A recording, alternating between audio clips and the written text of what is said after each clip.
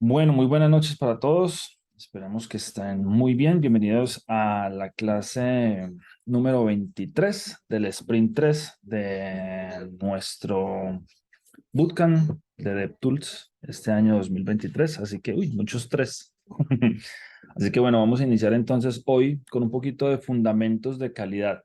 Hasta ahora, en lo que hemos desarrollado en todo nuestro proceso de aprendizaje, hemos visto básicamente todo lo que ha sido la línea del frontend, ¿cierto? Hemos estado trabajando HTML, hemos estado trabajando CSS, inicialmente incluso comenzamos con lo que era JavaScript y la lógica de programación. Y como han visto ustedes ahora, ya estamos uniendo ambas cosas, tanto lo que es el HTML y CSS, lo que es un desarrollo visual con un desarrollo de lógica, ¿cierto? Que es lo que estamos viendo en conjunto con JavaScript. En esta ocasión, y por primera vez, vamos a iniciar a hablar acerca de los fundamentos de la calidad, porque, como ustedes ya lo saben, al finalizar estos tres primeros sprints, vamos a tomar la decisión de irnos por alguno de estos dos caminos, el camino de frontend que hemos recorrido hasta hoy o el camino de la automatización de pruebas de calidad. Pero para eso, obviamente, tenemos que tener un poquito de contexto y saber a qué se hace referencia, qué es esto de la calidad y, pues, obviamente, poder tomar una decisión un poquito más con criterio. Comencemos entonces. El itinerario de la noche de hoy va a ser calidad de software. ¿Qué es la calidad de software? ¿Por qué probamos? Pruebas funcionales versus no funcionales. Vamos a hablar también de lo que es la pirámide de testing, el ciclo de vida y en una segunda parte vamos a ir directamente a lo que es el API testing, que es una API o una API, más correctamente mencionándolo, y protocolo HTTP y respuestas del servidor. ¿Listo? Ese va a ser el itinerario de hoy. Esperemos que nos den estas 2 horas para abarcarlo completamente. Por eso vuelvo y les digo, si tienen de pronto preguntas un poco más elaboradas, más bien las dejamos para el final. Igual las pueden escribir, pero más bien las dejamos para el final. Y si hay preguntas puntuales, cuando yo les diga o les pregunte, si tienen alguna duda, pues las hacemos rápidamente ahí, listo. Iniciamos entonces hablando acerca de lo que es la calidad de software. Vamos a ver un poquito acerca de lo que es esto del mundo de la calidad de software. Pero primero que todo, pues conozcamos la definición de calidad, ¿cierto? Desglosemos esto en dos partes, calidad y software. Entonces vamos a iniciar hablando de lo que es calidad. Aquí. ¿Qué es la calidad? La definición literal de Wikipedia dice que la calidad se define como un conjunto de características subyacentes a un producto o servicio que cumplen determinados requisitos para satisfacer las necesidades de un cliente. ¿Listo? Ese es el concepto macro de lo que es la calidad. ¿Ok? Es ese conjunto de características que algo debe cumplir o que sí, que cualquier cosa debe cumplir. Ahí podemos hablar de calidad. Ahora, ¿qué es el software? El software se puede definir como un conjunto de programas intangibles encargados de recibir órdenes, procesar datos y reflejar resultados. Estas son características que hacen que el software sea muy demandado, pues facilita, complementa o automatiza tareas y procesos que se llevan a cabo en el día a día de los diferentes hogares y organizaciones. ¿Listo? También saca de Wikipedia. Entonces, ahora, ¿qué es la calidad de software? Unamos estos dos conceptos. Lo mismo, la definición. La calidad del software se refiere a la capacidad de un software para cumplir con los requisitos del usuario. Easy, easy peasy. Capacidad de un software para cumplir con los requisitos del usuario. Funcionar de manera eficiente y ser fácil de mantener. Un software, atentos a esto, que esto lo vamos a ver un poquito más adelante, más desglosadito, un software de alta calidad debe ser confiable, seguro, escalable y fácil de usar. Lo que ustedes están haciendo en este momento es un software, ¿listo? Y un software de alta calidad debe ser confiable, seguro, escalable y fácil de usar. Ya vamos a ampliar un poquito más esos términos. La prevención es preferible a la inspección y en última instancia a la corrección. Es relevante planificar la calidad de la entrega y del proceso para disminuir las posibilidades de encontrar problemas durante la inspección. Además, el costo de evitar errores suele ser menor que el de corregirlos. ¿Ok? En otras palabras, encontrar defectos en las inspecciones no es deseable, pero puede ser peor con cuando la no conformidad se descubre durante el uso. ¿Eso qué quiere decir? Que entre más pronto nosotros descubramos descubramos o encontremos esas no conformidades del producto final, va a ser mucho más económico y mejor para el desarrollo de nuestro software. Y ya vamos a empezar a ver por qué. ¿Listo? Entonces, dada esta definición de la parte de calidad y de software que me tocaba obligatoriamente leérselas para que quedara muy clara, entonces, ¿qué dicen ustedes que para qué existe la calidad de software? ¿Para qué ustedes creen que existe la calidad de software? Si quieren acompañarme en el chat, sería genial. Si quiere alguien abrir el micrófono, también sería genial. ¿Para qué creen ustedes que existe la calidad de software? A ver, ¿quién me acompaña? De hecho, les voy a colocar esto.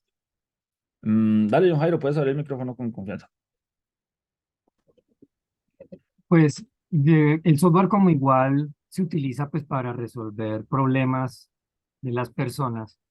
Pues lo que se espera cuando se construye el software es que finalmente resuelva esos problemas. Por poner un ejemplo, un software para asignar citas médicas. Entonces, pues un usuario cuando empiece a utilizar ese software para poder solicitar las citas médicas, él espera que todo lo que él vaya ejecutando allí le permita lograr su objetivo, que es, pues no sé, registrar la cita a la cual quiere asistir.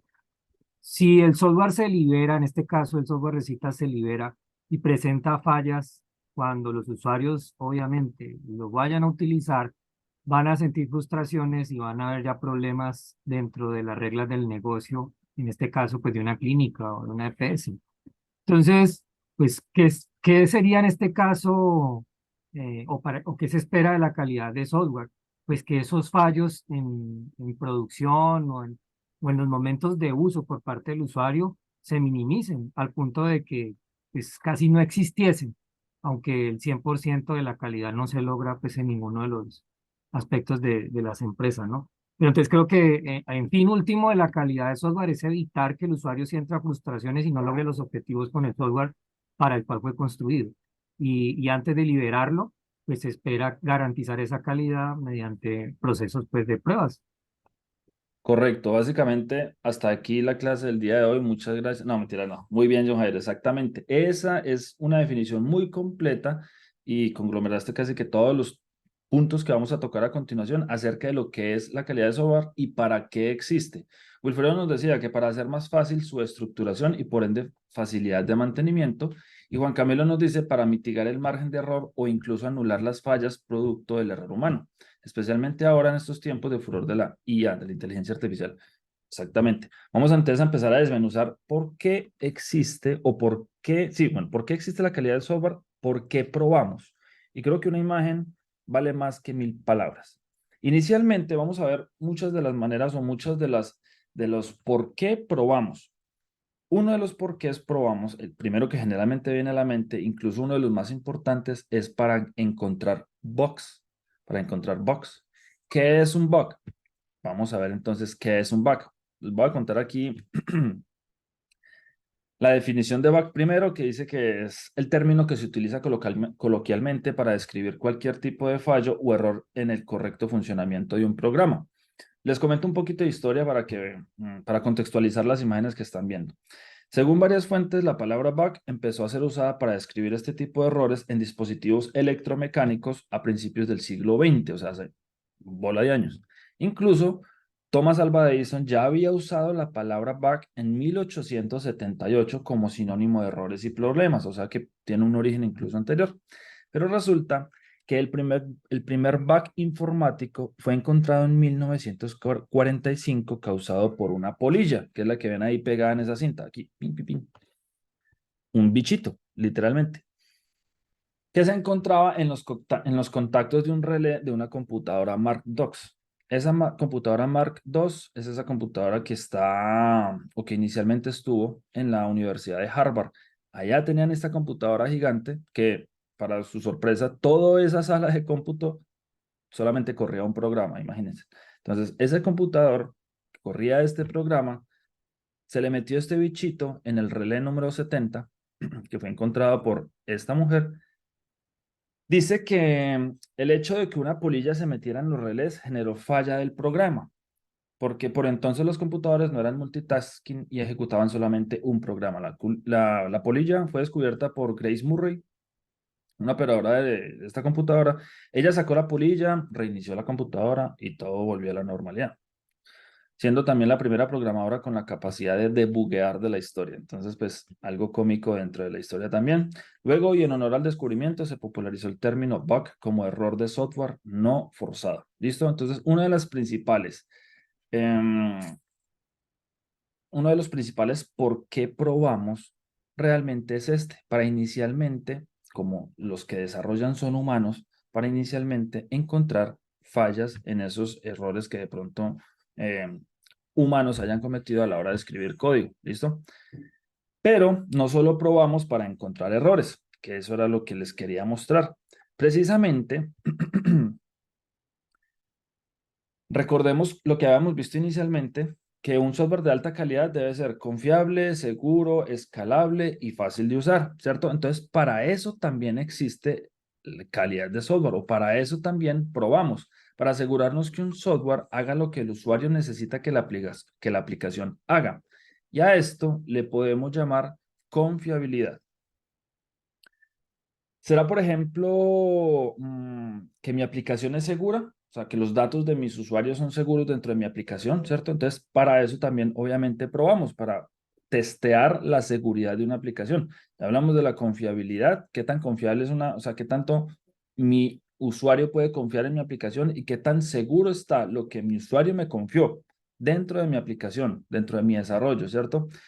Por ejemplo, mi aplicación funciona adecuadamente cuando hay muchos usuarios conectados, o sea, es escalable. ¿Qué tan escalable puede ser mi aplicación? Eso lo podemos probar. ¿Listo? Mi aplicación es fácil de usar. ¿Qué tan enredada puede ser mi aplicación o qué tan fácil de usar para una persona con alguna, no sé, discapacidad física a la hora de usar mi aplicación, ¿cierto? Digamos, por ejemplo, personas que tengan, no sé, problemas de daltonismo, un ejemplo. ¿Qué tan fácil puede ser encontrar ciertas rutas dentro de mi aplicación o seguir ciertas rutas dentro de mi aplicación cuando se tienen ese tipo de problemas, ¿cierto?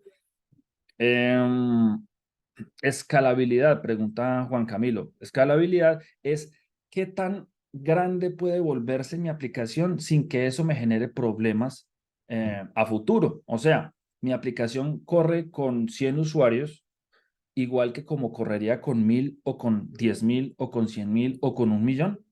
Esa es la escalabilidad. Entonces, no siempre el mismo programa sirve para tener solamente 10 usuarios versus un programa que tiene que ser usado por millones de personas, ¿cierto? A eso hace referencia un poquito la escalabilidad. Ya vamos a empezar a hablar acerca de eso, Fabio. ¿Listo? No te me adelantes, porque antes de eso tenemos que hablar un poquito más de otras cosas. Incluso vamos a seguir hablando de la última cosa por la que nosotros vamos a probar, que es ayudar al equipo de desarrollo a encontrar problemas en la aplicación de manera temprana, lo que les estaba diciendo incluso también en el principio, ¿cierto?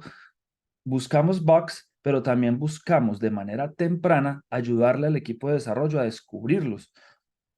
Digamos que eso nos puede ahorrar primero mucho dinero y a la vez nos puede ahorrar mucho tiempo, porque cuando un bug empieza a pasarse, a pasarse, a pasarse a través de las versiones de mi aplicación, pues cada vez va a crecer más y va a ser más difícil de solucionar, ¿cierto?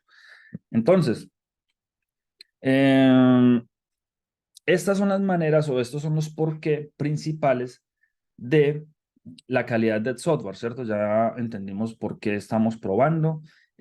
Y ahora, adicionalmente, también nosotros vamos a probar para mitigar riesgos, ¿listo? Para lo que se conoce como la mitigación de riesgos. Inicialmente, ¿qué podemos decir acerca de los riesgos?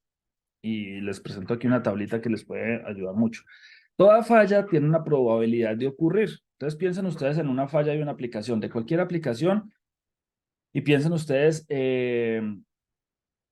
en las fallas que le pueden ocurrir a esa aplicación. Entonces, toda falla tiene una probabilidad de ocurrir y unas consecuencias si ocurren.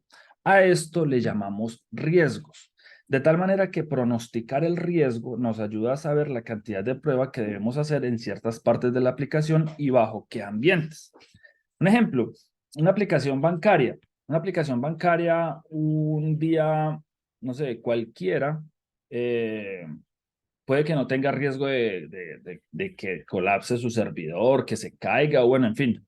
Pero una aplicación bancaria en quincena aumenta muchísimo más la probabilidad de que ese servidor pueda estallarse por la cantidad de solicitudes que se le pueden estar colocando, ¿cierto? Un intruso, por ejemplo, en la base de datos de nuestros clientes, ¿qué tan fácil puede llamémoslo hacker, ingresar a la base de datos de los clientes de mi aplicación, ¿cierto? Entonces, eh, eso qué tanto riesgo puede traer, incluso, qué consecuencias hasta jurídicas podría yo estar afrontando si se libera información que se supone que está segura en mi aplicación, ¿cierto? Entonces ya estamos hablando incluso de legalidad. Entonces, todo ese tipo de cosas, si pensamos en todo lo que le puede pasar, todo lo que podría pasar mal, ahí sí un poco negativistas, pensando en todo lo que pudiera pasar mal, luego definimos qué tan probable es que esas cosas malas lleguen a pasar y posteriormente qué consecuencias me podría traer que esto sucediera. Entonces podríamos empezar a determinar qué tantas pruebas vamos a necesitar, en dónde se va a enfocar mi esfuerzo de planificación de pruebas. Entonces, como está aquí en la gráfica, una probabilidad de falla alta o baja, inicialmente, qué tan probable puede que esto ocurra. Por ejemplo, qué tan probable puede que la aplicación bancaria se nos caiga. Pues digamos que en quincenas es muy probable. ¿Cierto? Entonces, la mitad del mes y a la final del mes. Pero en una semana intermedia puede que la probabilidad sea baja, ¿cierto? Sin embargo, ¿qué consecuencias me podría traer eso? Si es una probabilidad de falla alta, pues si es una consecuencia alta, es necesario iniciar o apuntar muchas pruebas a esa consecuencia, a estas fallas o a estos riesgos a los que puedo estar afrontando, que tienen alta probabilidad de que ocurran y que tienen una alta consecuencia. Ahora, que ocurren mucho, que es muy probable que ocurran muchas veces, tiene una probabilidad alta, pero la consecuencia es baja, vamos a hacer pruebas moderadas, ¿cierto? Un esfuerzo de prueba moderado. Ahora, por el otro lado, probabilidades de falla bajas, pero que tienen consecuencias altas. Entonces, a esto hay que apuntarle también pruebas moderadas. No podemos dejarlo de que, no, Dios quiera no pase. No, en realidad hay que,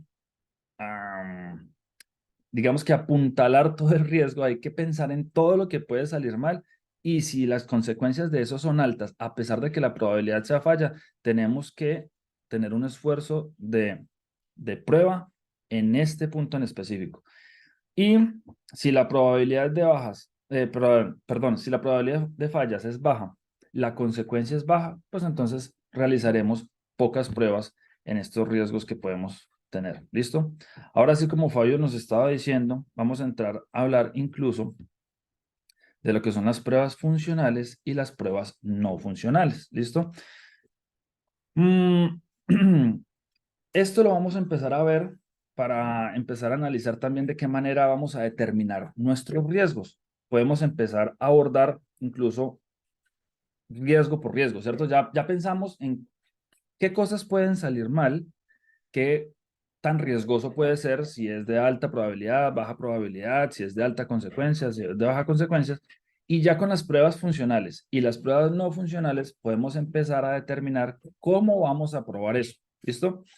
Para eso, también un poquito aquí en este cuadro, intento como conglomerar todo. Entonces, cuando hablamos de pruebas funcionales y no funcionales, lo podemos entender como dos caras de una misma moneda. Ambas apuntan a hacer pruebas, ambas apuntan a la calidad de mi aplicación, ¿cierto?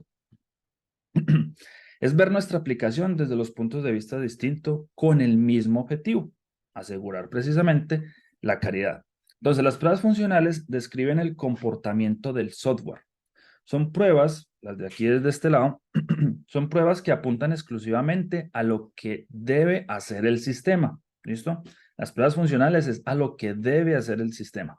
Ejemplo, hablando nuevamente de la aplicación de, no sé, de bancos. ¿Cuánto tengo en mi cuenta, por ejemplo?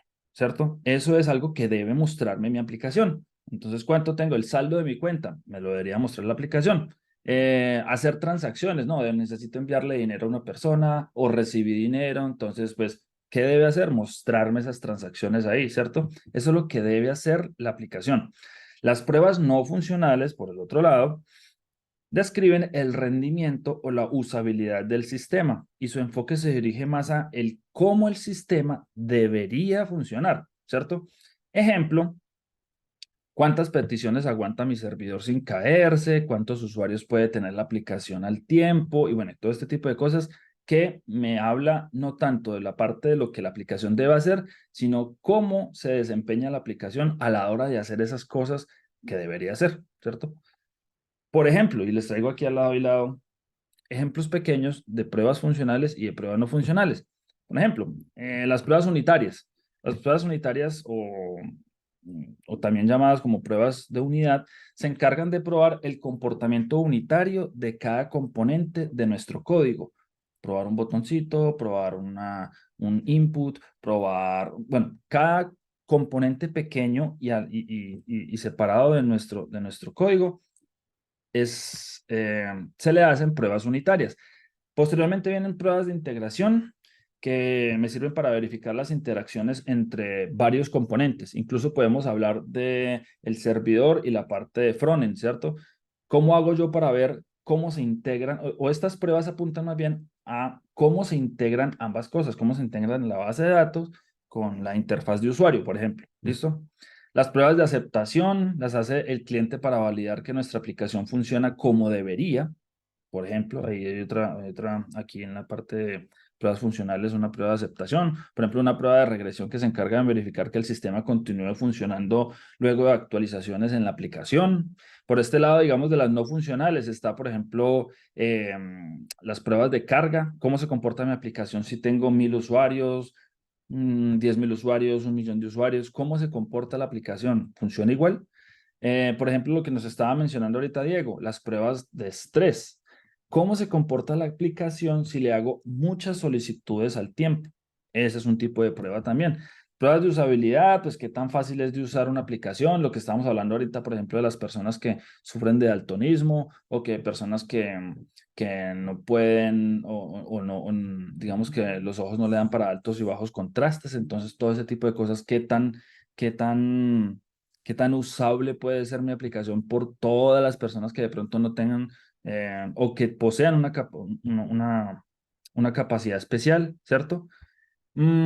Las pruebas de seguridad, ¿qué tan fácil es para una persona acceder a la base de datos de mi aplicación? Por ejemplo, lo que estábamos hablando ahorita, ¿cierto? ¿Qué tan fácil es acceder a los datos de mis clientes? Entonces, esos son ejemplos de estas pruebas funcionales y las pruebas no funcionales. Ahora vamos a hablar, a continuar un poquito, adentrándonos ya, de lo que es la pirámide de testing. ¿Listo? Nos vamos a enfocar ahora, de ahora en adelante, lo que queda de lo que vamos a empezar a ver en las pruebas funcionales, ¿listo? Para que ustedes sepan que nos vamos a enfocar en las pruebas funcionales, las cuales tienen dos formas principales de ser ejecutadas, una manual y una automática. Las pruebas manuales, como su nombre lo indica, son pruebas diseñadas y desarrolladas por un tester, navegando el sitio de forma manual y revisando el funcionamiento de la aplicación. ¿Listo? Las pruebas automáticas son diseñadas por un tester, pero ejecutadas mediante software. Generalmente el tester lo que hace es un script y ese script se corre mediante software y hace las pruebas automáticas. ¿Listo? Resulta que hace mucho tiempo los equipos de desarrollo contaban con muchos testers manuales. Estas personas se encargaban, digamos, de certificar que una aplicación funcionara correctamente y luego de un tiempo de estarle haciendo pruebas. El problema era que todo ese conjunto de pruebas que hacían estos testers manuales podía llevar días o incluso semanas. Imagínense ustedes desarrollar una página y la pasan a QA, o sea, la pasan al equipo de calidad para que le hagan pruebas. Y el equipo de calidad empieza a hacerle pruebas, empieza a hacerle pruebas, empieza a hacerle pruebas, empieza a hacerle pruebas. y dentro de, no sé, 3 semanas le dicen como que, no, ese botón que usted creó no funciona. 3 semanas se demoraron para determinar que un botón no estaba funcionando. Obviamente el caso es un poquito extremo y el ejemplo que le estoy dando tal vez no sea lo más real posible, pero más o menos para que ustedes hagan una idea de lo que estaba sucediendo antes de empezar a automatizar, ¿cierto? Entonces, para diseñar una buena estrategia de pruebas, se deben mezclar tanto pruebas manuales como pruebas automáticas. Y así se determina la cantidad de acuerdo a lo que conocemos como la pirámide de testing, que es la que ustedes van a ver aquí a continuación, ¿cierto? Esta pirámide nos indica la cantidad de esfuerzo en desarrollar pruebas para asegurar la calidad de nuestro software. ¿Listo? Comenzamos por la base. Empezamos por la base en la zona central. La base de la pirámide, las pruebas unitarias. Es la metodología de prueba más pequeña del ciclo, pero a la que más deberíamos prestar atención. Esto es un mundo, o sea, estamos hablando de que esta pirámide es un mundo ideal de testing, ¿cierto? Un entorno ideal de testing. Entonces, a las pruebas unitarias es a las pruebas en las que más se debería dirigir los esfuerzos y consiste en probar el correcto funcionamiento de cada elemento o función de nuestra aplicación de manera aislada a las demás partes de la aplicación. ¿Listo? Por eso aquí dice, en esta línea de acá, que entre más abajo estén las pruebas, mayor aislación va a haber, porque la idea de las pruebas unitarias es que se pruebe cosa por cosa. ¿Listo? Parte por parte de nuestro código. Ujú. Esta es la base de toda la pirámide, ya que son pruebas rápidas de ser ejecutadas y sencillas de construir y nos dan una retroalimentación prácticamente inmediata. Ustedes saben si de hecho, ustedes en este momento ya están haciendo mucho testing de manera manual, pero ya lo están haciendo. Ustedes ya saben si cada vez que hacen hover sobre un botón, la flechita, por ejemplo, en el reto 2 se movía hacia la derecha o no, ¿cierto? Eso es una prueba unitaria. Saber que cada parte de mi código chiquitica y aislada del resto, yo no sé si le doy clic y me va a hacer contact sales o me va a llevar a la página de contacto. Yo no sé, ¿cierto? Porque es aislado. Yo solamente quiero que cuando le haga hover se corra la flechita y eso está funcionando. Entonces la prueba unitaria es exitosa. ¿Listo? Entonces es donde más enfoque debería estar o donde más peso de testing debería haber dentro de un equipo de desarrollo, las pruebas unitarias, ¿listo? Porque es lo más pequeñito y es apartado del resto del código, se prueba cosa por cosa. Es fácil, es rápido y la retroalimentación que nos da es prácticamente inmediata. En el siguiente nivel podemos encontrar lo que se conoce como las pruebas de integración. En esta capa de la pirámide es donde encontramos las pruebas que empiezan a integrar, obviamente pues de ahí el nombre, o a conectar varias partes, componentes o funciones de nuestra aplicación. Aquí podemos encontrar las pruebas automatizadas de API, de integración y de componentes. ¿Listo? Entonces aquí ya empieza a tomar más forma lo que es el código como un todo, ¿cierto? El conjunto de elementos y de funciones que tiene mi aplicación empiezan a ser probadas y sus interacciones entre ellas, ¿cierto? A eso hace referencia las pruebas de integración. Tienen un menor peso en cuanto a las pruebas unitarias. No estamos hablando de importancia, estamos hablando de cantidad de pruebas que debemos realizar de este tipo. Tienen menor cantidad de pruebas porque ya estamos integrando componentes grandes, ¿cierto? Ya no estamos yéndonos botón por botón, sino que estamos integrando componentes ya mucho más macro e incluso estamos interactuando ya con la parte del servidor. Entonces podemos empezar a ver mediante una API o mediante pruebas de integración cómo se integran, valga nuevamente la redundancia, el backend con el frontend, ¿cierto? Entonces, por eso es que esas pruebas de integración son mucho más grandes y se enfoca un poco menos de esfuerzo porque suelen ser pruebas que son un poco más extensas, suelen ser pruebas que suelen ser un poco menos rápidas en su desarrollo porque hay que desarrollar scripts un poco más elaborados. Entonces, pues digamos que empezamos a ver que el esfuerzo de automatización empieza a disminuirse a medida que vamos aumentando. ¿Listo? Por eso mismo, también aquí al lado derecho, vemos que las pruebas en la parte superior son más lentas que las pruebas en la parte inferior, que suelen ser mucho más rápidas. Y a medida que va subiendo la automatización o el nivel dentro de esta pirámide, pues también va a empezar a haber una mayor integración de todas las partes de nuestra aplicación. Listo. El último nivel de la pirámide son las pruebas a través de la interfaz de usuario gráfica. Son pruebas en donde se verifica la interacción total de un usuario en nuestra página. Por ejemplo, tenemos una página como la que ustedes están desarrollando ahorita en el reto 3, ¿cierto? Una página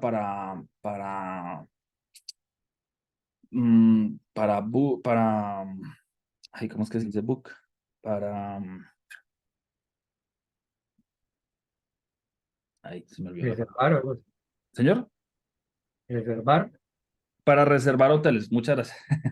Una página para reservar hoteles, exacto. Entonces, una prueba, por ejemplo, una prueba unitaria sería que funcione un botón, que cuando yo le doy clic en el calendariecito que tienen en la parte de arriba para escoger fechas, me abra un calendario. ¡Pin!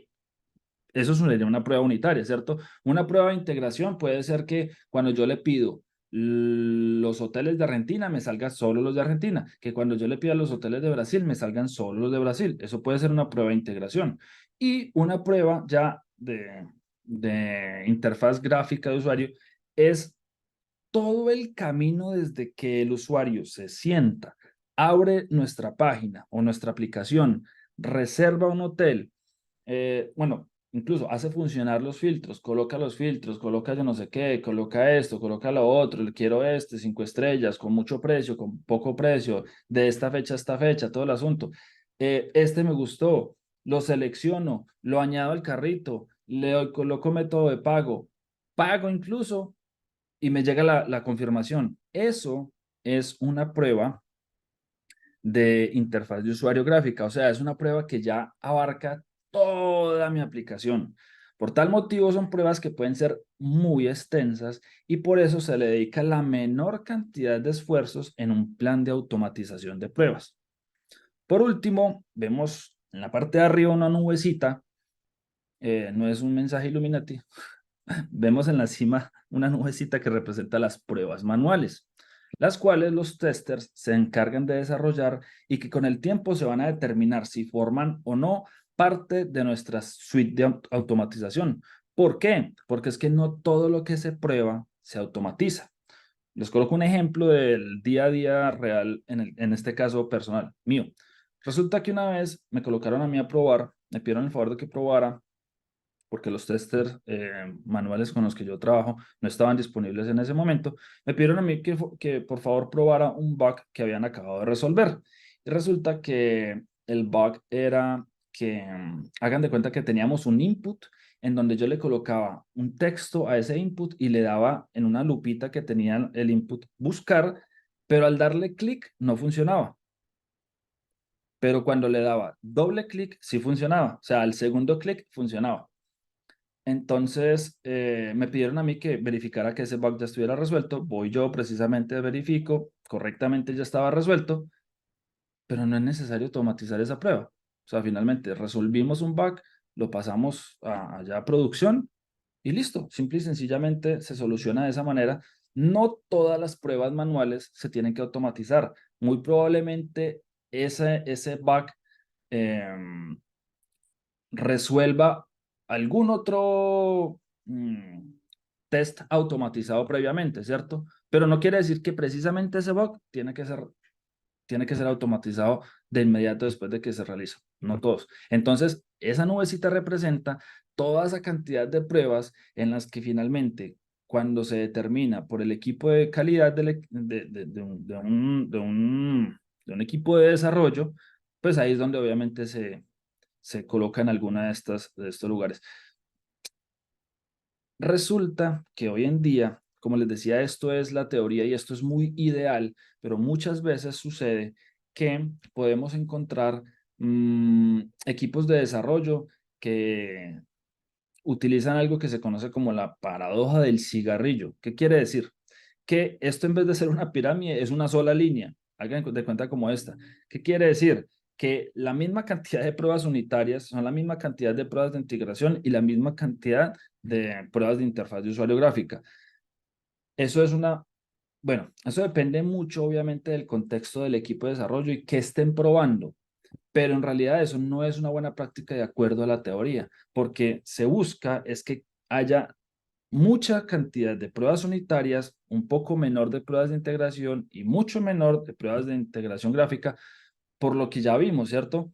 Entre más se sube, pues hay una mayor integración, pero eso los va a hacer un poco más lentas, o sea, más pesadas de desarrollar, e incluso vamos a ir en contra de uno de los principios que ya vimos anteriormente, que es intentar descubrir la mayor cantidad de bugs o de errores lo más temprano posible para ahorrarnos procesos posteriores que pueden ser un poco más engorrosos, ¿cierto? Entonces, pues solamente lo comento como para que lo tengan ustedes un poquito ahí en cuenta. Es importante de conocer. No sé si hasta acá tengan, eh, no sé si hasta acá tengan alguna otra pregunta, alguien alguna duda, quieran levantar la mano, quieran participar. Si tienen alguna pregunta, me avisan. Como dijo Wilfredo, esto es back. Back se conoce en el mundo normalmente, pero en Colombia se conocen como chicharrones. No chicharrones, exactamente. Cuéntame, Rodrigo. Hola, profe, buenas noches. Buenas noches. Profe, las pruebas unitarias son a nivel de UI. Las pruebas unitarias son a nivel de... Claro, las pruebas unitarias se desarrollan precisamente para tú verificar que cada componente de lo que estás desarrollando tú en tu página funcione. Ahora, si lo que preguntas es que si hay pruebas, o si la pregunta va más dirigida a que si hay pruebas unitarias en la parte del backend, yo creería que sí. Sinceramente nunca he trabajado con equipos de backend, pero podría asegurar que sí. Ellos también deben tener pruebas unitarias, porque tienen que O probar sea, las funcionalidades que están creando. está más del lado del Black Box Texting, sí. Sinceramente, bueno, lo que pasa es que el black box testing es un tipo de, o es una metodología de prueba en donde no se conocen los resultados que se van a recibir, ¿cierto? Digamos, por eso se llama black box, porque no se conocen los resultados que cuando yo haga una solicitud, por ejemplo, se van a recibir, o simplemente son, como le conocemos también, como pruebas exploratorias, ¿cierto? Vamos a explorar un terreno que netamente no conocemos. Entonces, tiene que ver más con otras cosas. Ese tipo de Sí. pruebas black boxing tienen que ver con otros tipos de pruebas que vamos Oh, incluso mucho más adelante. listo, profe, gracias. Es que pronto tengo entendido que las pruebas unitarias sean pues, a nivel de código, métodos, clases. Claro, lo que pasa es que, a ver, los métodos y clases tuyas, finalmente, ahora en el nivel en el que estamos trabajando de desarrollo frontend, pues finalmente van a ser aplicativos o van a ser funcionalidades dentro de la página, ¿cierto? Tú no haces una clase porque, ajá, tú haces una clase porque pues finalmente la vas a llevar a una funcionalidad futura. Entonces, pues, al probar esos pequeños chunks, esos pequeños trocitos, pues obviamente va a asegurar que lo que tú desarrollas está bien y que las pruebas de integración en teoría deberían salir bien. O sea que estas son llevadas de pronto no por nosotros, sino por un desarrollador o por un tester. Las pruebas unitarias son generalmente desarrolladas por los mismos frontend. Por eso queríamos ver este poquito de teoría aquí, porque también hay pruebas unitarias que son desarrolladas por los desarrolladores de código frontend. Los desarrolladores, ok. Sí, exacto, por Ah, desarrolladores frontend. Esta o parte backend. de aquí, digamos que también hay pruebas unitarias para automatizadores o para testers, pero sinceramente a partir de las pruebas de integración es donde más se ve la automatización y, no, bueno, perdón, no la automatización, sino el trabajo de los testers. Las pruebas unitarias generalmente son los mismos equipos de desarrollo que se encargan de hacerla. O sea, el que va haciendo va probando. Más o menos así funciona en Ok. en los equipos de desarrollo en los que yo he estado. No sé, me corregirán de pronto Heidi o Abdul si de pronto en los equipos de desarrollo en los que ellos han hecho parte lo hagan de otra manera, pero creo que es así en su mayoría. Listo, profe, gracias. Miguel,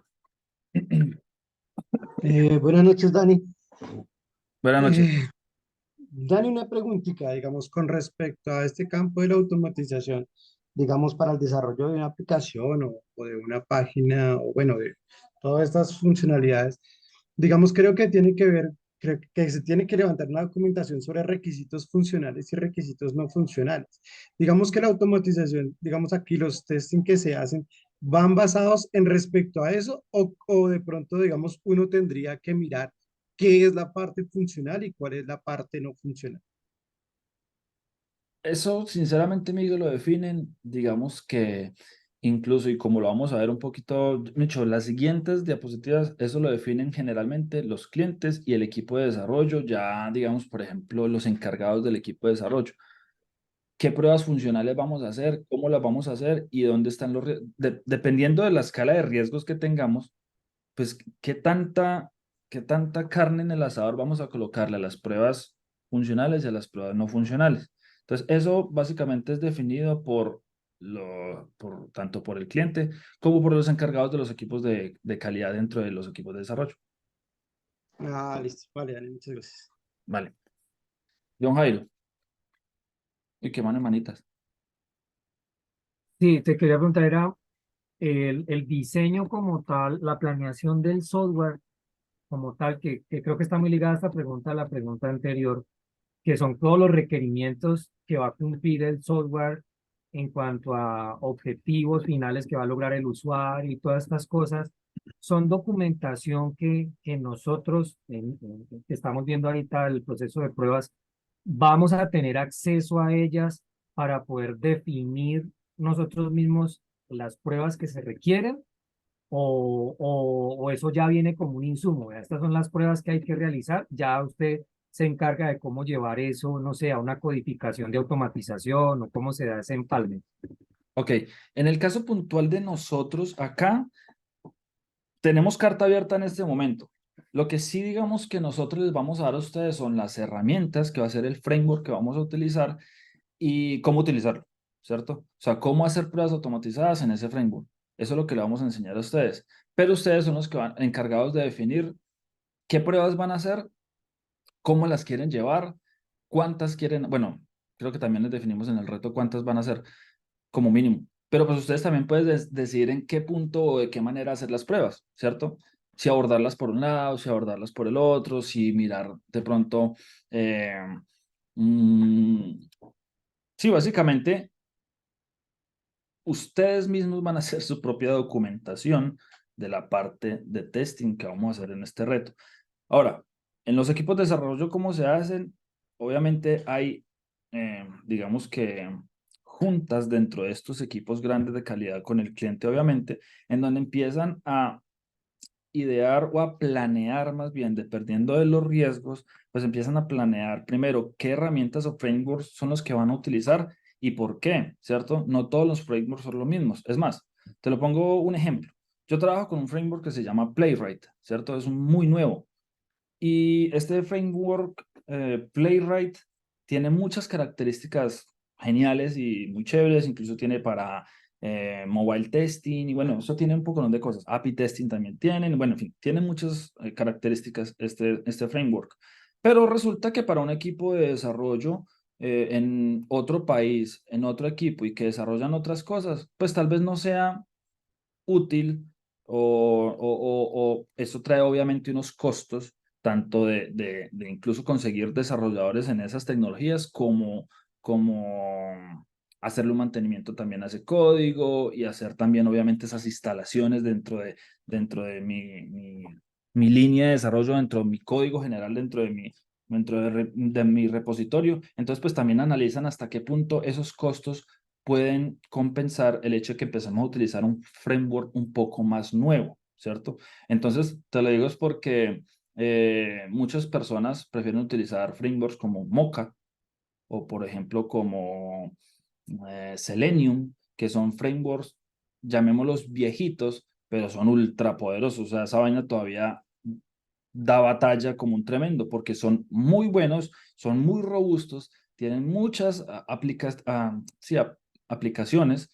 Entonces, eso lo determina obviamente el cliente con las herramientas con las que ellos quieren empezar a trabajar, ¿cierto?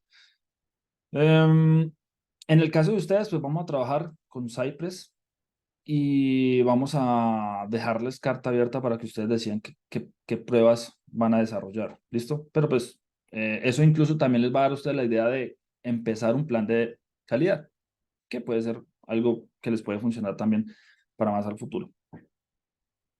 Daniel, gracias, John Jair. Buenas noches, Dani. Hola, Dani. La pregunta es, ¿quién se encarga de la seguridad de una aplicación? O sea, en este contexto, yo no sé, los equipos de desarrollo, hayan equipos que diseñen aplicaciones como más simples y otras más compuestas, digámoslo así. Pero digamos que el gobierno le pide diseñar una aplicación a un equipo que contenga datos sensibles o información personal de mucha gente. El equipo hace la aplicación y se cumplen los parámetros de calidad, se testea todo bien. ¿Quién se encarga de que después la aplicación no sea hackeada o quién responde ahí? Bueno, Yo me imagino que eso es esto en determinadas aplicaciones, no todas. exactamente. Pues, no es lo mismo diseñar una aplicación que vende pizzas que una aplicación que tiene todo el número de cédulas de todas las personas en Colombia para poder pedir citas médicas, por ejemplo, ¿cierto?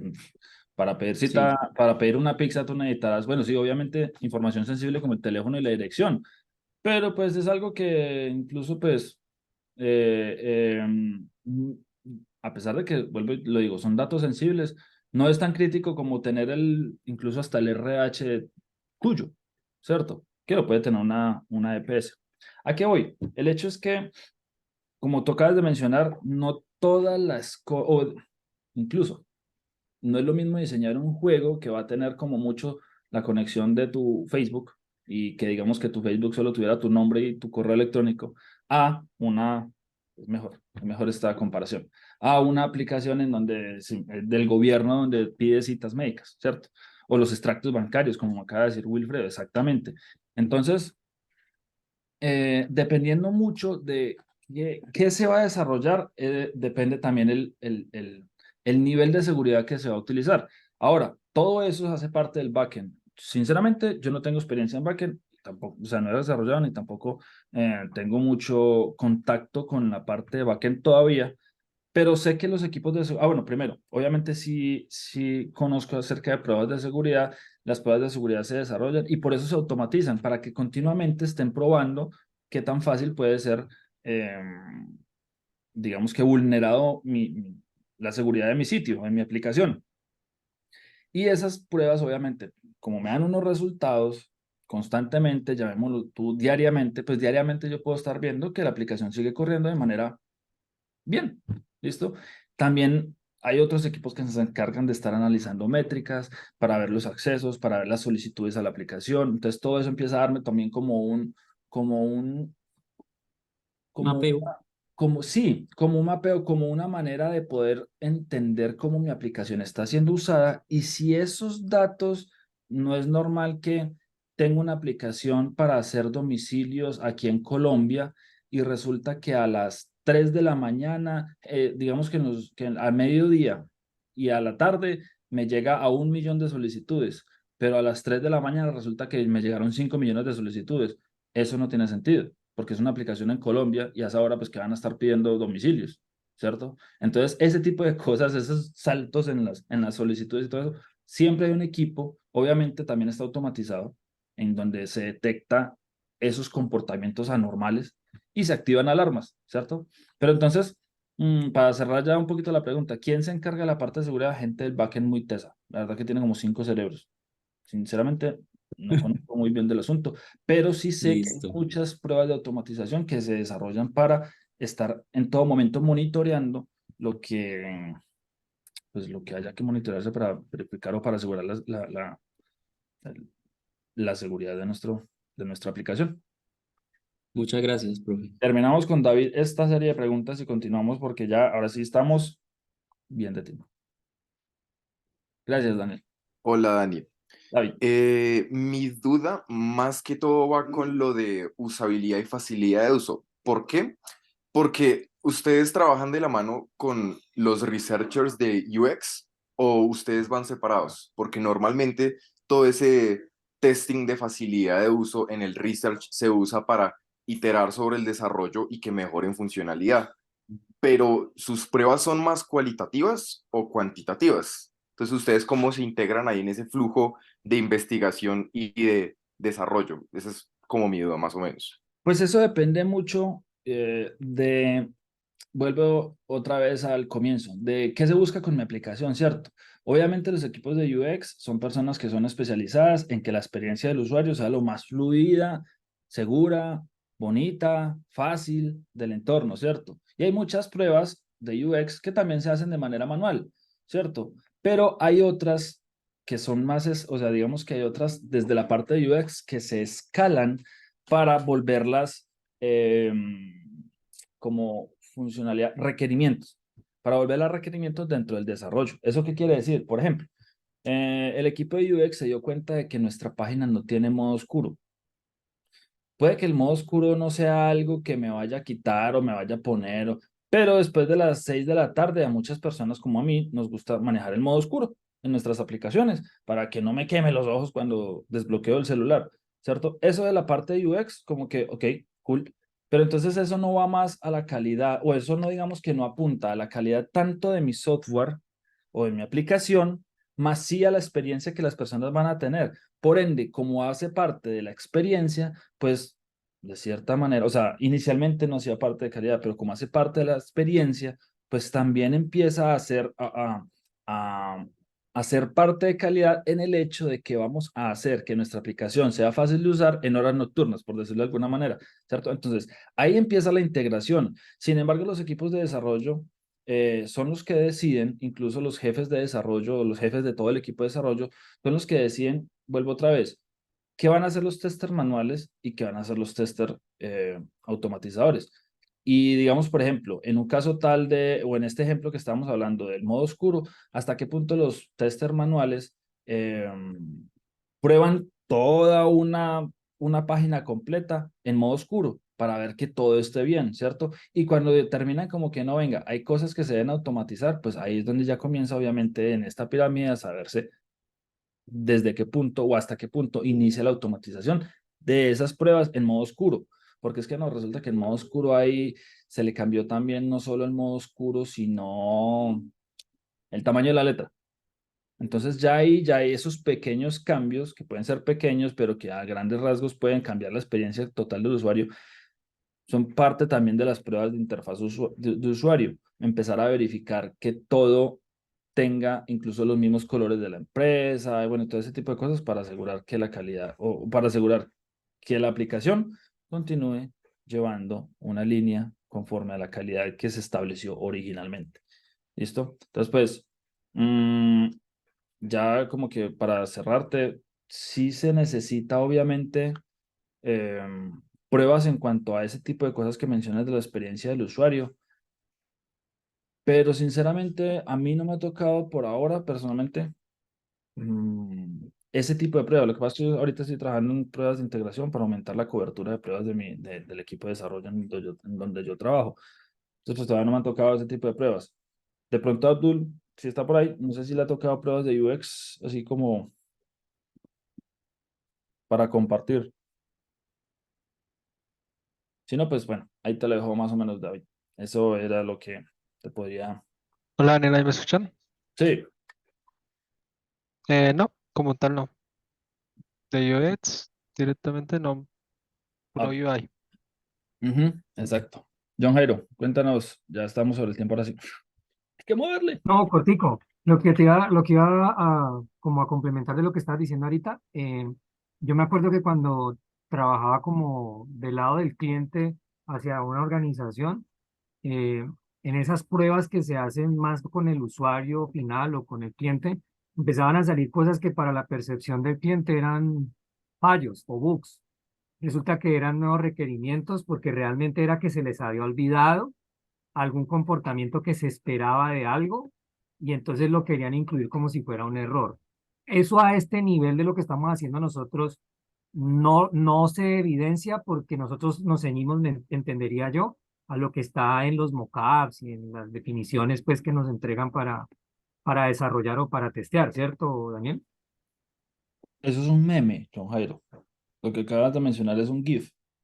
Es un GIF que es un meme. La pelea eterna entre el frontend diciendo que eso es una funcionalidad y los de QA diciendo que no, eso es un bug. Entonces, siempre, o sea, es una pelea, bueno, no, una pelea no. Siempre es ese tirafloje entre la parte de QA y la parte de frontend, en donde los unos determinan que no, es que en realidad eso es un bug, cuando los otros están determinando que no, eso es una nueva funcionalidad. Entonces, sí, digamos que al nivel que nosotros tenemos ahorita de desarrollo, pues básicamente se ciñe uno todavía a un nivel, digamos, de cierta manera junior, eh, a lo que le pasan a uno para desarrollar, ¿cierto? Pero pues ya más adelante irás tú viendo y entendiendo mucho acerca de lo que es el macro del frontend en cuanto al desarrollo. Y te darás cuenta que te va a tocar de vez en cuando pelear por tus cosas, cuando tú consideres obviamente que eso no es un bug. Pero bueno, llegará el momento. Continuamos hablando acerca del ciclo de vida. No me refiero al ciclo de vida de un desarrollador, que es dormir, levantarse, codear, dormir, levantarse, codear, dormir y levantarse y codear. No, no nos estamos hablando, no nos referimos al ciclo de vida que van a llevar. Nos referimos al ciclo de vida de testing de software, que es este que ustedes ven a continuación.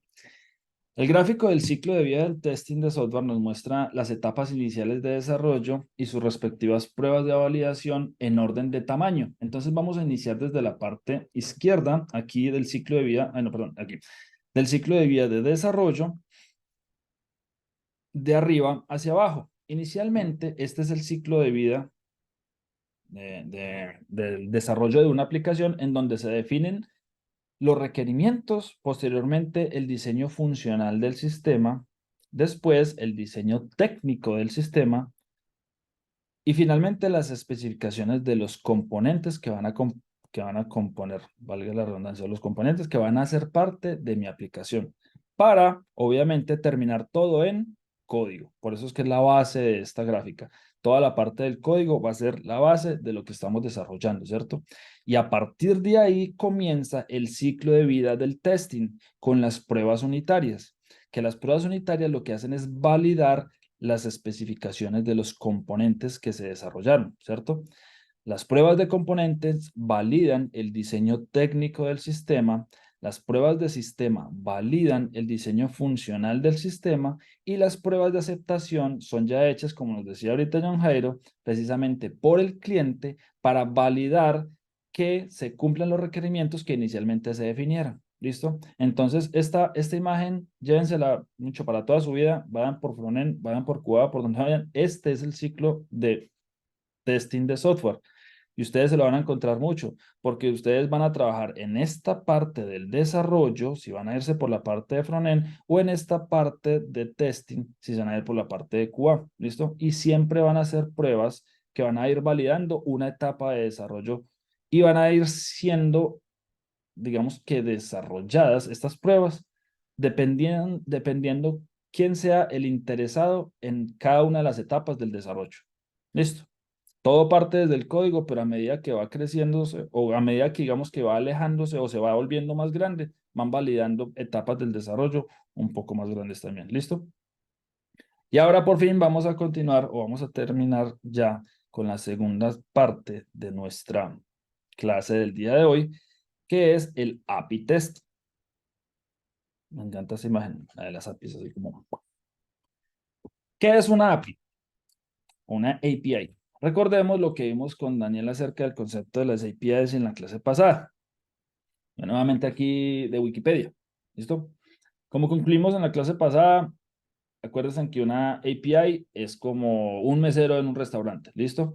Una API del inglés Application Programming Interface, en español Interfaz de Programación de Aplicaciones, es una pieza de código que permite a diferentes aplicaciones comunicarse entre sí y compartir información y funcionalidades. Una API es un intermediario entre dos sistemas que permite que una aplicación se comunique con otra y pida datos o acciones específicas. Resulta que me dio risa en estos días que vi un poquito de teoría, que estaba formando aquí la presentación para ustedes, y descubrí que hay una API que casi todos hemos usado y que yo no sabía que era una API.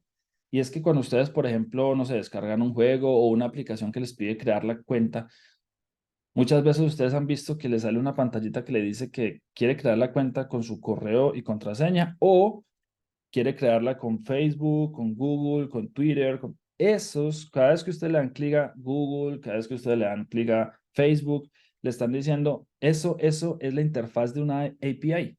Entonces le están diciendo ustedes a Google que desde su servidor traiga la información de ustedes. ¿Qué información va a solicitar la aplicación? Pues no sé, correo y nombre, por ejemplo. Entonces trae la información y me la autorrellena.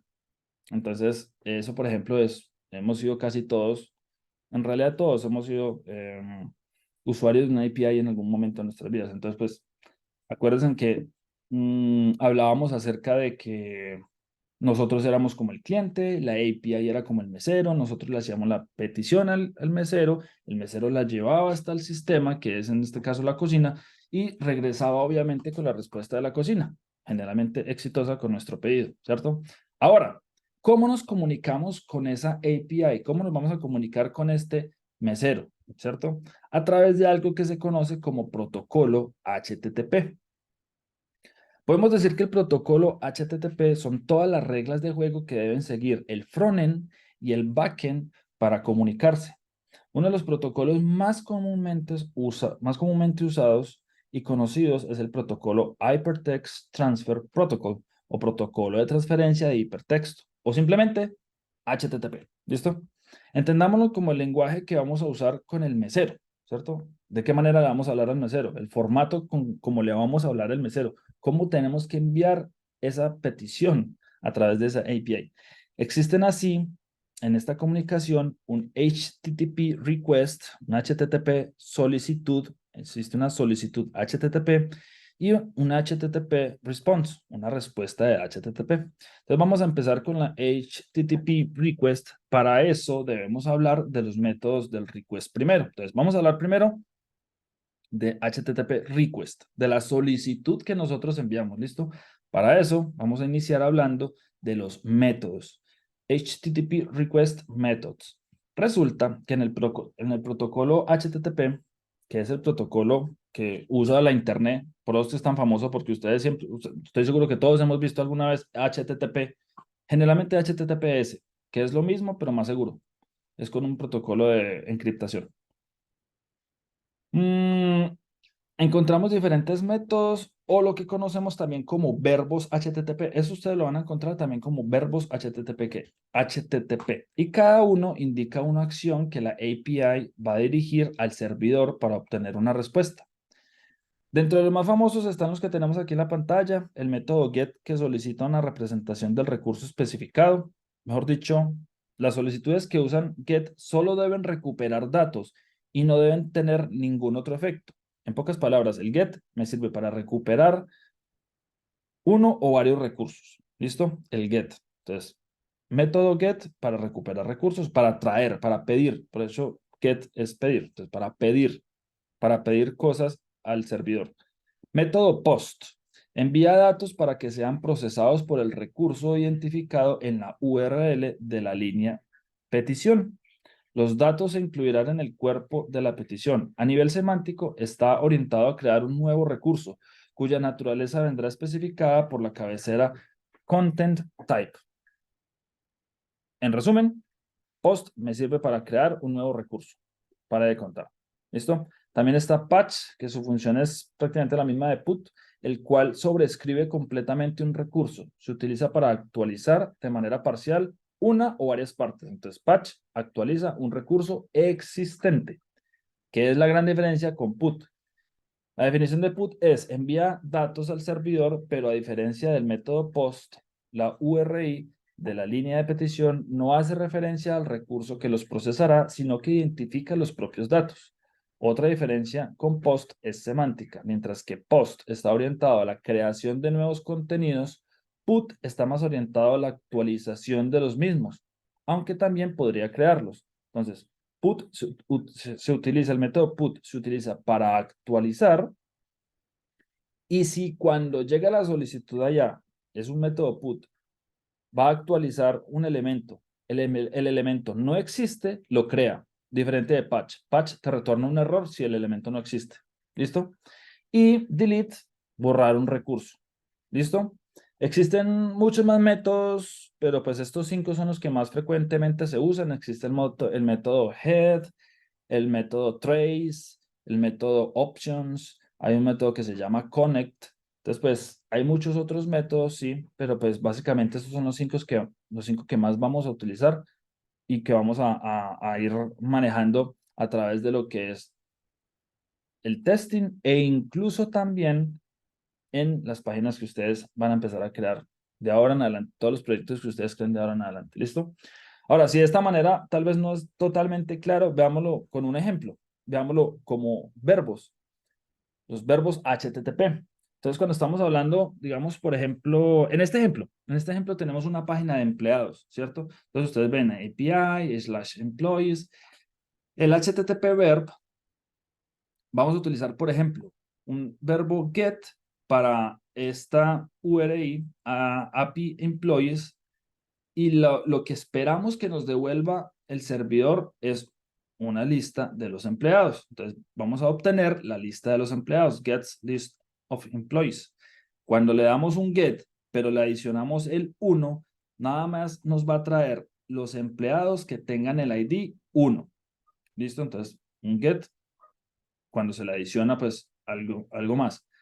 Cuando, por ejemplo, utilizamos un post a la URI de employees, vamos a crear un nuevo empleado. Entonces, por ejemplo, se los voy a llevar un poquito más a la práctica por si de pronto aún no ha sido claro. Hagan de cuenta que esto es un formulario, ¿cierto? Entonces nosotros en este formulario le colocamos nombre del empleado, Carlos Daniel Calle Herrera, mi nombre, ¿listo? Y pide ahí fecha de nacimiento, cédula, bueno, en fin, muchos datos, muchos datos, muchos datos, muchos datos. Y a la final dice, el botoncito dice enviar, enviar, solamente dice enviar. O sea, todos los datos que llenamos y al final encontramos un botoncito que dice enviar. Cuando yo le doy clic a ese botoncito enviar, detrás de ese botoncito o el código de ese botoncito va a ser un método post. Ustedes van a aprender a hacer ese tipo de métodos más adelante, incluso en React creo que lo pueden estar usando, lo pueden estar viendo, me corregirán Heidi y Daniel, pero muy probablemente ustedes van a utilizar, por ejemplo, un post para enviar toda la información que llenamos en este formulario a través de el protocolo HTTP con un método post inicial, que incluso ya vamos a ver un poquito acerca de cómo es el resto del protocolo, pues, o el resto del cuerpo del protocolo, de la solicitud que se va a enviar. Entonces, vamos a enviar un post para crear un nuevo empleado, un put para updatear, no, para actualizar el empleado con el ID 1 y un delete para borrar el empleado 1. ¿Listo? Entonces, básicamente es eso. Y ustedes, estos verbos o estos métodos se los pueden asignar a botones dentro de sus desarrollos, dentro de sus páginas, y básicamente lo que van a empezar a hacer es esto dentro del servidor. El servidor lo que va a entender es esto y les va a pedir ciertas cosas que ya las vamos a empezar a continuar viendo. Este es el cuerpo de una solicitud HTTP. ¿Qué contiene? De izquierda a derecha. Tiene un método HTTP que ya lo vimos. Entonces, por ejemplo, en este caso es un GET.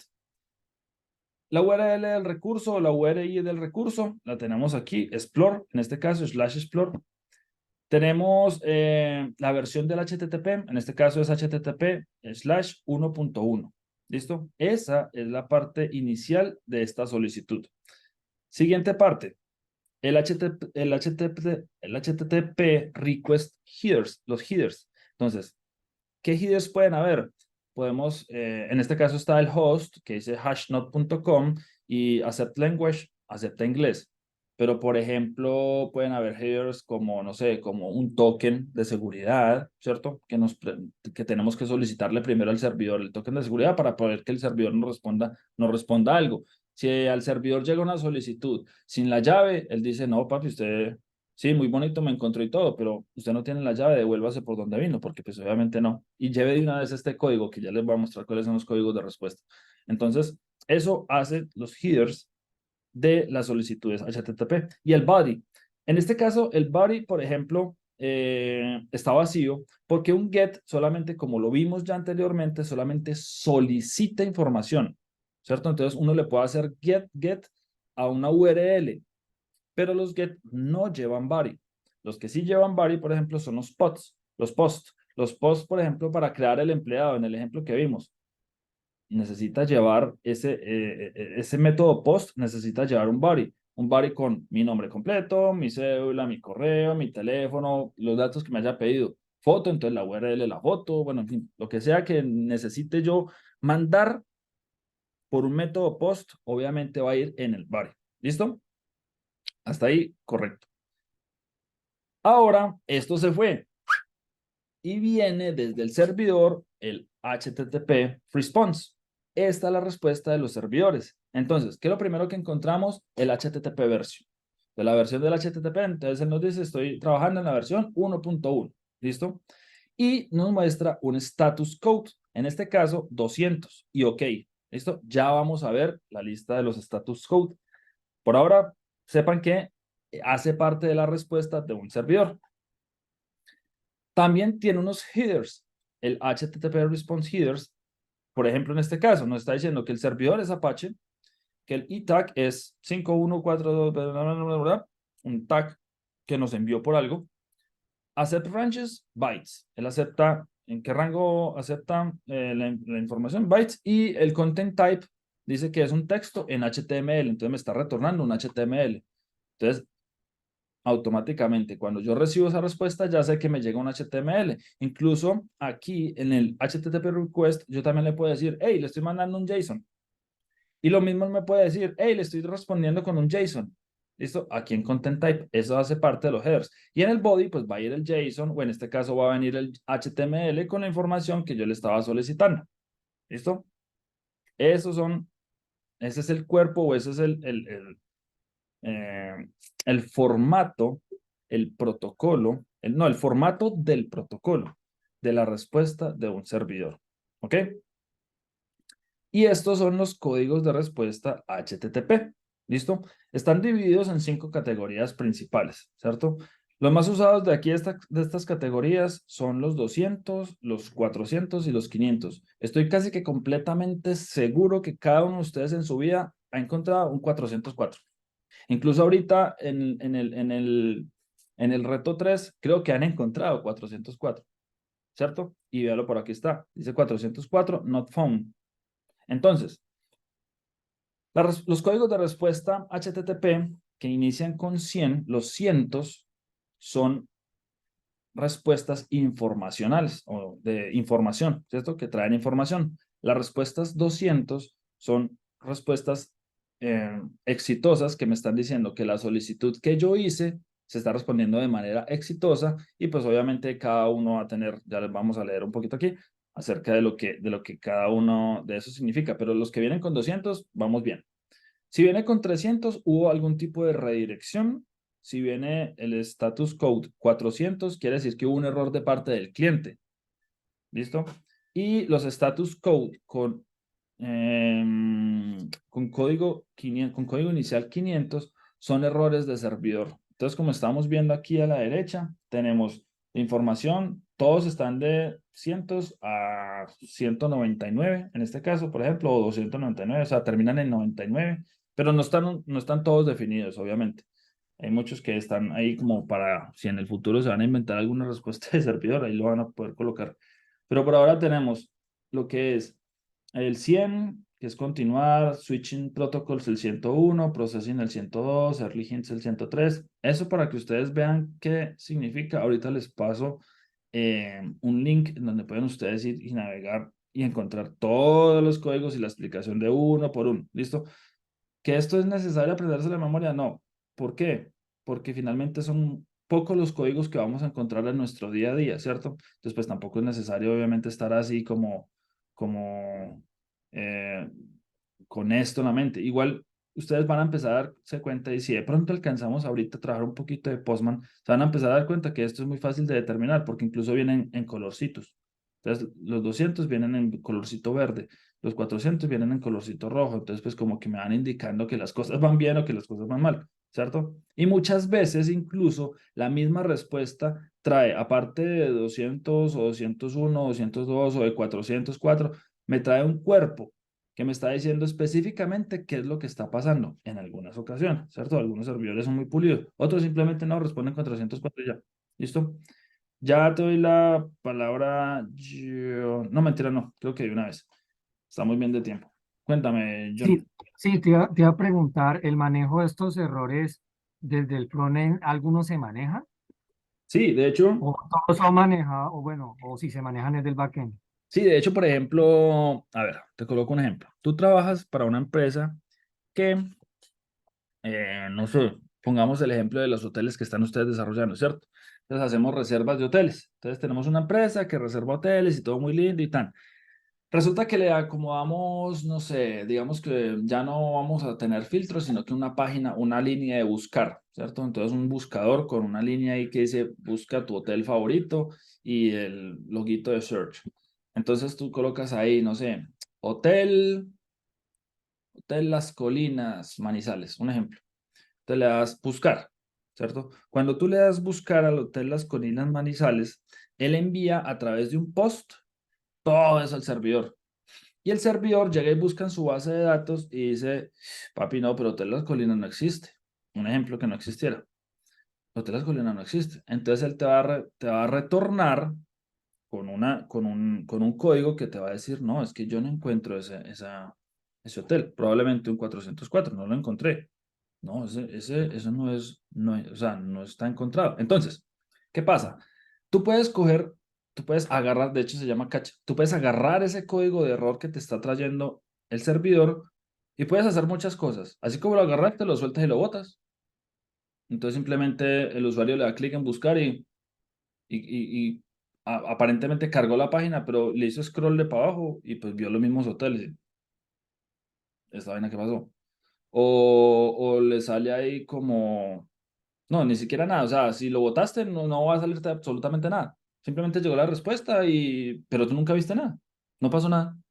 Ahora, si tú te vas a la inspector, que ya sabemos cómo funciona el inspector, y vas a Network y todo, y ves cómo fue la respuesta, te vas a dar cuenta que fue un 404. Ah, pero pues obviamente el usuario normal no tiene ni siquiera por qué irse hasta por allá, ¿cierto? Entonces uno dice, pero entonces, ¿qué pasó? Entonces, otra manera es que tú cojas ese error que acabó de llegar y tú mismo construyas una lógica en donde dice, si el servidor me responde 404, que aparezca una barrita que diga, tu hotel no existe. Entonces lo haces mucho más cool, lo haces mucho más bonito. Entonces, claro, el usuario envía la solicitud, no tiene ni idea de que existen 400, 500, 100, 300, 200, no tiene ni idea de eso, ni le importa, pero ve una barrita que dice, tu hotel no existe. Ah, carajo, ¿cómo que no existe? Ah, es que lo escribí Colinas con Z. Un ejemplo, ¿no? Ah, ya, Colinas con S. ¡Pum! Y vuelve y envía un post. Y ahora sí lo encontró el servidor. Y el servidor te devuelve un 200. Ok. Sí, un 200 ok, de que todo bien. Y te llegó la información. El usuario nunca ve el 200 ok. O dime si alguna vez tú has visto un 200 ok en alguna página. Yo creo que nunca. Por lo menos yo nunca he visto un 200 ok. Pero te llega la información, que es lo que tú necesitas. Entonces, pues, tú puedes coger este header, perdón, tú puedes coger esta información que tienes aquí e incluso graficársela al usuario, que no sería para nada útil, pues, porque él no necesita ni siquiera sabrá qué es esto. Pero, es más, si ni siquiera se lo graficas al usuario, pero por ejemplo lo muestras en consola, un ejemplo, ¿cierto? Lo muestras en consola. Las personas que desarrollan código y van y miran como que la respuesta del servidor fue un 202, un ejemplo. Ah, la persona que desarrolló este código me está mostrando por consola de que la respuesta fue 202. Entonces, pues, podría funcionar por ese lado como que, ve, qué cool, pulido, pero pues, eso casi no se hace. Simplemente se cogen muchas veces, son los códigos de error, los 400 o los 500, y se les asigna un mensajito, una alerta, una cosita para que se grafiquen en donde tú estás trabajando, en lo que tú estás viendo, en la interfaz que tú estás viendo, ¿cierto? Entonces, de esa manera es que tú te das cuenta de que, ok, pero tú en cualquier momento, creando una aplicación, cuando te comuniques con tu API, tú siempre vas a saber cuál es la respuesta del servidor, tú como desarrollador, ¿cierto? Y ya tú con esa respuesta ya sabrás qué hacer. Obviamente hay unas respuestas que traen body. Por ejemplo, en el reto número 3, ustedes están haciendo una solicitud a una API, ¿cierto? Cuando ustedes hacen esa solicitud al API para que me traiga información, esa información me está llegando con un 200 OK, si se les está graficando o si la información está llegando. Si no está graficándose, le va a pasar como me pasó a una de mis pupilas que me escribió hoy que le está llegando un 404. ¿Sí o no, Pau? Le está llegando un 404. Ahora ya sabes de dónde salió el 404. ¿Qué es ese 404? Pues muy probablemente es un error de parte tuya, de pronto de que le estás haciendo la solicitud como él no la entiende. Paola, te necesito que me envíes un ejemplo, un archivo .xls, que creo que es la de Excel. Necesito que o sea, te voy a entender si me envías un archivo un archivo JPG, por ejemplo. Entiendo si me envías un archivo JPG. Ese también es muy común. Los servidores muchas veces como que para que le subas una imagen tiene que ser o JPG o PNG. Y tú le subes una .web, baila. Entonces el de una vez estalla. Y muchas veces eso pasa un montón de veces, incluso en aplicaciones del gobierno, que uno ya ahí, no, le monta un JPG de un PNG o le monta otra imagen de otro tipo, un PDF, y él como que no acepto PDFs, pero tampoco te dice que acepta. Pues debería decirme porque es que uno prácticamente a través del servidor, el servidor me puede responder qué archivos necesito. Por ejemplo, no, a mí me sirve un JPG. Ok, entonces le envío un JPG.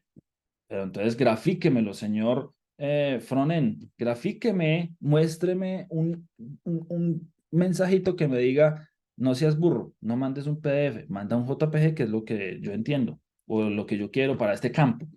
En este campo no van números. Esa es otra. En este campo no van números. Ese tipo de, digamos que de verificaciones las podemos hacer desde el frontend, pero también el backend la puede hacer. El backend te puede decir, por ejemplo, coloca tu número de celular. Tú le pones A, B, C, D, E, F, G y envías.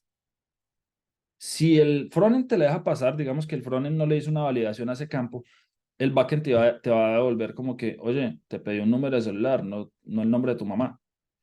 Ok, perdón. Colócame números y no letras. O sea, él está recibiendo un tipo number y no un tipo string, por ejemplo, ¿cierto? Entonces, en ese caso, todo eso viene aquí en el cuerpo. Generalmente acá en el cuerpo es donde me describe la falla. Y si fue un 200, ok, pues no tiene ni cuerpo.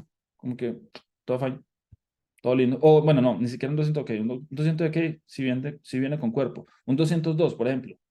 Un 202 a veces no viene con cuerpo. Digamos como que estoy creando un empleado, como lo estamos viendo en la página, en el ejemplo anterior. Estoy creando un empleado. Aquí, estoy creando un empleado. 201 creado. Entonces me devuelve un 201, entonces yo ya sé que fue creado. Algunos servidores me devuelven el ID del empleado. Fue creado con el ID tal. Entonces yo puedo graficarle al usuario. Su usuario ha sido creado con el ID tal. Y lo pongo dinámico para que no, obviamente tengo que ponerlo dinámico para que la respuesta que me llega del servidor se la paso ahí por texto, ahí, ¡pic! Directa. ¡Fu! Entonces le digo, generalmente el servidor responde con JSON, ¿no? Entonces lo que yo hago desde el JSON, o sea, yo tomo la información del JSON, que es lo mismo que ustedes están haciendo en la página de hoteles, entonces tomo la información del JSON y voy a user.id, no sé, como sea que me lo haya respondido o que me lo haya enviado el servidor user.id y se lo grafico ahí en un cuadrito que dice su usuario es user.id. Entonces, ¡pum! Le salta su usuario es 1053, bueno, la cédula mía, por ejemplo. ¿Sí? Entonces, de esa manera es que es la comunicación entre el servidor, de esa manera es que es la comunicación entre las solicitudes que hago y de esa manera yo puedo volver un poco más amigable mi página en cuanto a que, pues tampoco le va a graficar todos los errores que me llegan, pero sí darle pistas de lo que me está trayendo. ¿Cierto? Espero que te haya quedado un poquito más aclarada el asunto. ¿Alguna pregunta más por aquí? Bueno, para finalizar entonces la clase del día de hoy vamos a hablar un poquito acerca de Postman. ¿Listo? Postman es una plataforma API para que los desarrolladores diseñen, construyan y prueben e iteren sus APIs. En febrero del 2023, Postman informa que tiene más de 25 millones de usuarios registrados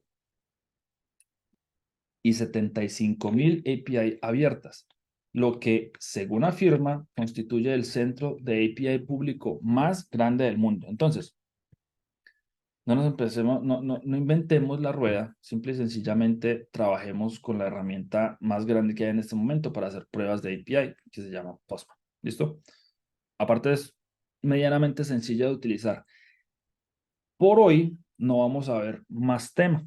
Por hoy lo único que les voy a pedir para que terminemos la clase de hoy es que para la próxima clase todos traigamos Postman instaladito en el computador. Aquí les voy a colocar el link en lo posible, ¿no? En lo posible. Si pueden instalarlo, tienen espacio y les corre y pueden instalar la última versión, cool. Porque la próxima clase vamos a trabajar netamente con Postman. Vamos a hacer API testing, vamos a poner en práctica todo lo que vimos hoy acerca de las respuestas, de las solicitudes, bueno, en fin, todo. Y vamos a crear un entorno de pruebas básico, chiquito, pero que nos va a ayudar mucho a entender qué es API testing, cómo se prueba un servidor, cómo se prueba una API, cómo sé si funciona o no funciona. E incluso, y lo estamos viendo a este nivel, es porque esta aplicación les podría llegar a salvar las papas a ustedes en el futuro cuando sean desarrolladores frontend. ¿Listo? Entonces, esta aplicación nos va a ayudar un montonal. Ahí les dejé el link. Traigan, obviamente, esto para la siguiente clase. Ahora sí, preguntas. ¿Alguien tiene alguna pregunta de lo que hemos estado viendo de teoría de testing el día de hoy? Rodrigo. Profe, ¿con Postman vamos a usar algo en el reto o no? No. Quería, bueno, voy a ser sincero. Yo quería que lo hiciéramos porque sirve mucho, créanme, sirve muchísimo. Ahorita, hoy en día, yo trabajo con APIs, o sea, yo trabajo en la parte de testing de UI, pero hago muchas cosas por API y se hubiese servido mucho. Sin embargo, si les soy sincero, sí vimos que ya habían bastante cosas, porque aparte de lo que están haciendo ustedes ahorita, de la página de los hoteles, me vamos a hacer una parte de UI testing. Entonces, creo que eran muchas cosas para un solo sprint. Entonces, pues finalmente tomamos la decisión de que no hiciéramos API testing, por lo menos no en el reto, más sí en una parte práctica, para que ustedes vieran un poquito acerca de lo que es, para que lo conozcan también, pues para que a la final cuando decían si van a irse por la parte de cuadro de frontend, pues lo hagan con un poquito más de conocimiento de las cosas también, ¿cierto? Pero no vamos a hacer API testing. Bueno, sí lo vamos a hacer, pero la siguiente clase todos aquí en la clase. Entonces, pues se conectan y estaremos por aquí pendientes para que aprendan un poquito acerca de API testing, que es muy chévere. Es chévere. Listo, profe, gracias. Vale. ¿Alguien más tiene alguna otra pregunta? La asistencia ya se encuentra habilitada para que quien quiera, mm, quien quiera irla llenando de una vez, para que hagan post